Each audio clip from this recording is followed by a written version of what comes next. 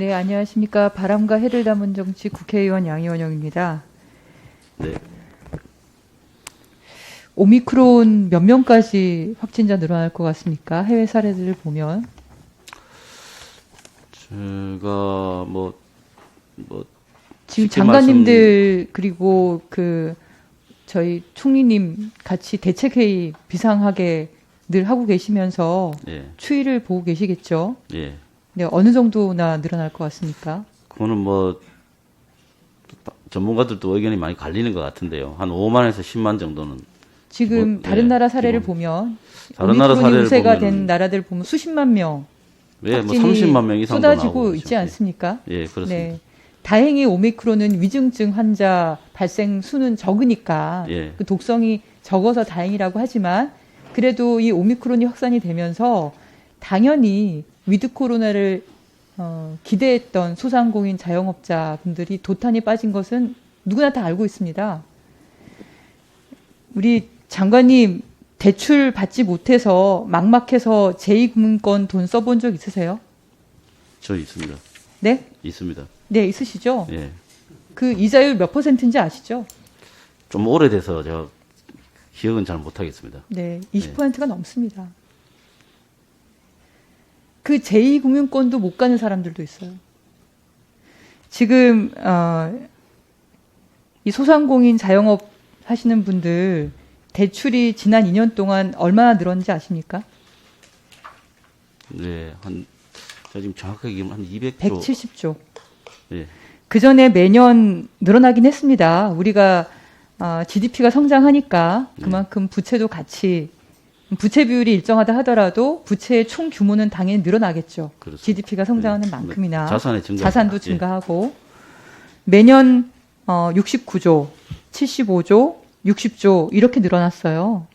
근데 2020년에 118조로 늘어났습니다. 2020년, 21년 합쳐서 총액이 170조가 늘어났습니다. 그러면 이 늘어난 액수가 평소보다 지금 거의 2배 가까이 늘어난 거거든요. 그만큼 그게 이유가 당연히 코로나 때문이라고 짐작할 수 있겠죠. 왜냐하면 손님은 안 들어오는데 임대료는 꼬박꼬박 나가고 유호정 의원님 말씀하신 것처럼 평균 임대료가 200만 원이나 되고 한 700만 원 된다 이렇게 조사 나온 것도 있더라고요. 그러니까 하룻밤 자고 나면은 그 임대료를 벌어야 되는데 마이너스가 생기는 거예요. 뿐만 아니죠. 직원들 해고할 수밖에 없는 겁니다. 그 소상공인 자영업자들 뿐만이 아니라 그와 같이 하던 거기는 직원들, 그 노동자들도 지금 다 거리에 내몰리게 생겼어요. 국가가 과연 우리 정부가 시작할 때 나라다운 나라라고 얘기하지 않았습니까? 국가가 국민을 돌보지 않으면 누가 돌보겠습니까? 지금 대출이 170조가 늘었는데 우리 국가에서 손실보상한다, 지원해준다 하면서 총 얼마 썼는지 아시나요? 기준을 총 얼마를 지급을 했죠? 손실보상한다, 여러 지원을 한다고 하면서 그러니까 170조의 대출이 늘었어요. 예, 이번 추경까지 가면 한 35조 정도 될 겁니다. 네. 네. 그럼 나머지는 어떡하죠? 나머지는 어떡합니까? 우리 국가 공동체가 이 코로나19 감염병 때문에 사람 죽어가는 걸 막기 위해서 영업 제한시키고 이런 문제가 발생을 해서 소상공인 자영업자들은 170조의 대출을 받았는데 우리는 35조 지원해주는 걸로 끝났어요. 심지어 손실을 보상해주겠다고 했는데도 불구하고 100% 보상도 안 해주면서 그리고 지금 오미크론이 사상 초유로 10만 명 이상 발생할 수도 있다 이렇게 지금 보고 계시는 거잖아요. 그걸 당연히 준비하셔야 되는 거죠. 14조 320만 명에게 300만 원. 이번 추경을 하면은 그 다음 정부 들어서서 할 수밖에 없지 않습니까? 그럼 지금부터 해서 오미크론이 우세종이 돼서 수십만 명 쏟아질 수 있는 가능성이 있는데 우리가 잘 관리해서 그 10만 명 아니면 5만 명 더 잘 관리해서 하더라도 기존보다는 엄청난 숫자잖아요. 그러면 당연히 영업 제한을 안 하더라도 사람들이 안 나갈 거예요. 그러면 5월 달 새 정부가 들어서기 전까지 어떻게 삽니까? 이분들은 대출도 이제 끊겨요. 더 이상 대출도 못하고요. 제2금융권에 가서도 못하고, 심지어 제가 어떤 분을 만났냐면 부모님 집 담보 잡혀가지고 임대료 내고 있어요. 부모님 집 담보 잡혀서.